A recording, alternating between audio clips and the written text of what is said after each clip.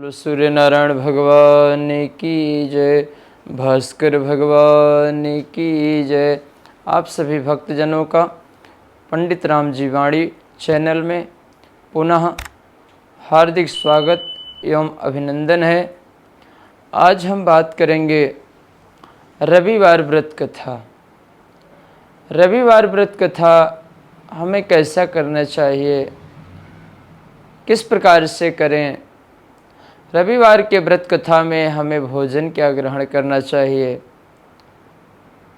किस विधि विधान से हमें व्रत करना चाहिए। कहते हैं रविवार के दिन प्रातःकाल सूर्योदय से पूर्व उठें और उठने के पश्चात स्नान आदि से निवृत्त होकर के अपने मंदिर को स्वच्छ कर, अपने घर को स्वच्छ करके और हमें व्रत का प्रारंभ करना चाहिए।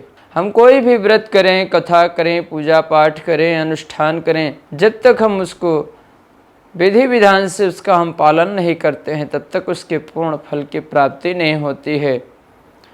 रविवार के दिन संभव है तो लाल वस्त्र धारण करना चाहिए, मीठा भोजन करना चाहिए और भोजन हमें सिर्फ दिन में एक बार लेना है, वो भी सूर्योदय के बाद और सूर्य छिपने सूर्यास्त से पहले हमें भोजन ले लेना चाहिए। कहते हैं एक नगर में एक वृद्ध माता जी रहती थीं। उनका ये नियम था कि वो गाय के गोबर को ला करके अपने घर को पूरा स्वच्छ करती थीं। लीपने के बाद भगवान भास्कर की सूर्य नारायण की पूजा करने के पश्चात सूर्य को अर्घ्य देती थीं। अर्घ्य देने के बाद में ही उस दिन में एक बार भोजन ग्रहण करती थीं। वृद्ध माता जी जो थी उनके पास कोई गऊ नहीं थी, कोई गाय नहीं थी, तो उनके पड़ोस में दूसरी वृद्ध माता जी एक जो उनकी पड़ोसन थी उनके घर में गाय थी और उनका माता जी क्या करती थी, उस पड़ोसन के घर से गाय का गोबर ला करके अपने घर को स्वच्छ करती थीं। उस पड़ोसन ने देखा कि हमारे गाय का गोबर ये वृद्ध माता जी लेकर के जाती हैं, तो उसको ईर्ष्या हुई और उसने एक दिन क्या किया, अपने गाय को अपने घर के अंदर बांध दिया। जब गाय को घर के अंदर बांध दिया तो जब इधर वृद्ध माता जी को गाय का गोबर नहीं मिला तो अपने घर को स्वच्छ नहीं कर पाई और जब घर नहीं स्वच्छ हुआ तो माता जी ने ना तो व्रत किया और ना कुछ खाया पिया। तो रात में कहते हैं कि सूर्य भगवान वृद्ध माता जी के स्वप्न में आए और जब वृद्ध माता जी के स्वप्न में सूर्य भगवान आए तो उन्होंने भोजन ना करने का कारण पूछा।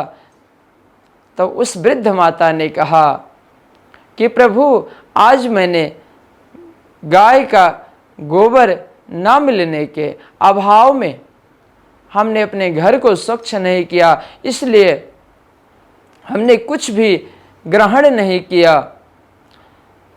इस प्रकार से जब करुणा भरी पुकार भगवान भास्कर ने उस वृद्ध माता जी का सुना तो उन्होंने स्वप्न में कहा कि मैं आपको एक गऊ बछड़े के साथ प्रदान करता हूँ।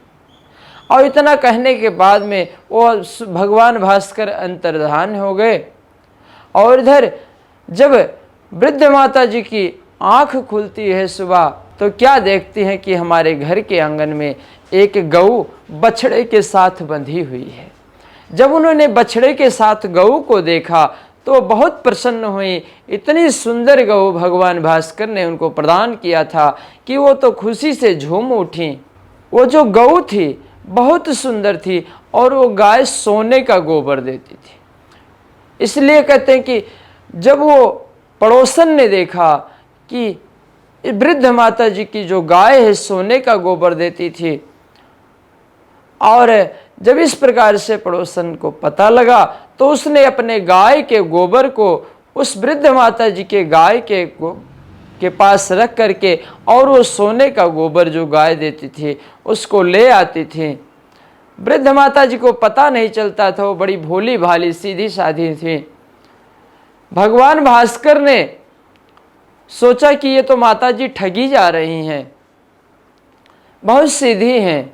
तो उन्होंने, उनकी कृपा से एक दिन बहुत जोर की आंधी चली, और जब जोर की आंधी चली तो इधर जो वृद्ध माता जी व्रत कर रही थीं भगवान भास्कर का, तो उन्होंने अपने गाय को घर के अंदर बांध लिया। और जब गाय को घर के अंदर बांध लिया तो जब गाय ने गोबर दिया सुबह, तो वो सोने का था।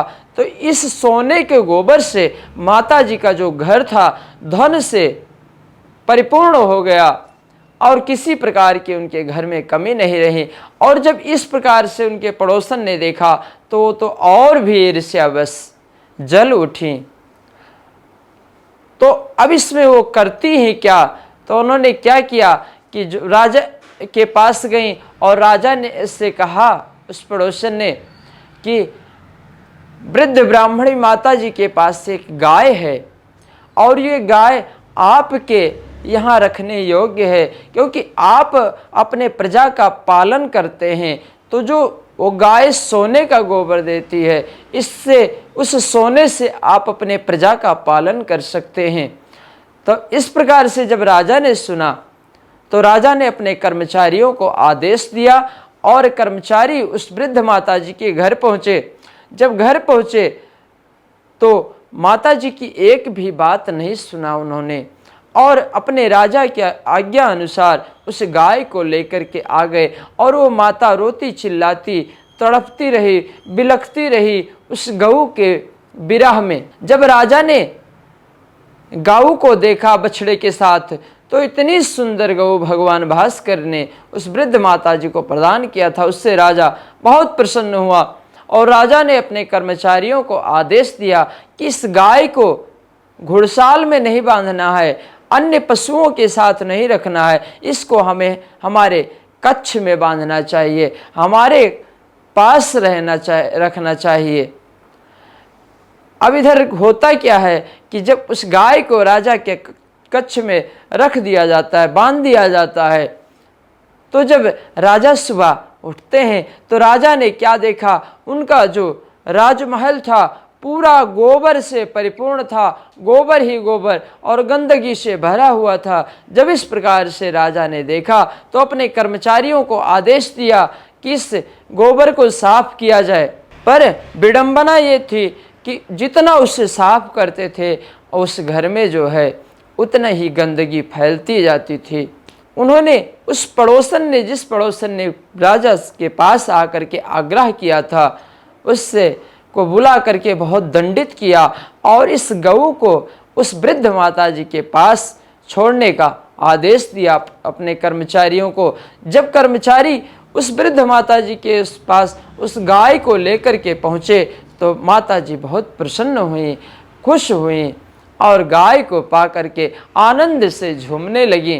तब उस राजा ने उस वृद्ध माता जी को बुलाया अपने राज्य सभा में, और राज्य दरबार में बुला करके उस गऊ को पाने का कारण पूछा कि यह गऊ आपको किस प्रकार से मिली है।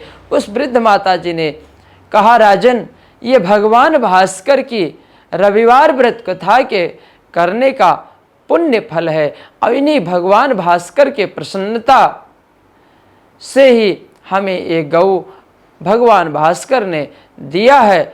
और तब राजा ने अपने नगर में सबको आदेश दिया कि अब हमारी प्रजा सब में सभी लोग रविवार का भगवान भास्कर का व्रत करेंगे, भगवान भास्कर का पूजन करेंगे। और कहते हैं भगवान भास्कर का पूजन करने से व्यक्ति को किसी भी प्रकार का भय नहीं होता है।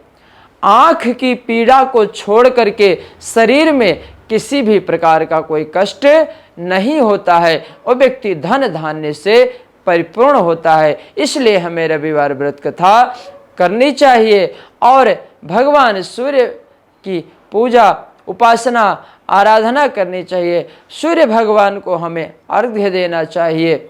सूर्य भगवान हमारे प्रत्यक्ष देवता हैं, इसलिए सूर्य भगवान का मंत्र है, जब हम सूर्य भगवान को जल अर्पण करें, यही सूर्य सहस्त्रांशो तेजो रासे जगतपति अनुकंपयमान गिरिहाण अर्घो दिवाकरा। हे भगवान भास्कर, हम आपको अर्घ्य दे रहे हैं, इसे आप प्रदान कीजिए। और अगर किसी को इतना भी ना पता हो तो गायत्री मंत्र के द्वारा ही भगवान भास्कर को अर्घ्य प्रदान करें। और भगवान भास्कर का हमें नित्य प्रति पूजन करना चाहिए। भगवान भास्कर के नित्य प्रति पूजन करने से हमारे शरीर के जो समस्त विकार होते हैं, दैहिक, दैविक, भौतिक, जो तीनों ताप होते हैं, भगवान सूर्य इसका हरण करते हैं, हमारे पापों का नाश होता है। और 2 बार भगवान नाम संकीर्तन। गोविंद हरे गोपाल हरे गोविंद हरे गोपाल हरे। जय जय प्रभु दीन दयाल हरे। जय जय प्रभु दीन दयाल हरे। बोलो लक्ष्मी नारायण भगवान की जय, सूर्य नारायण भगवान की जय।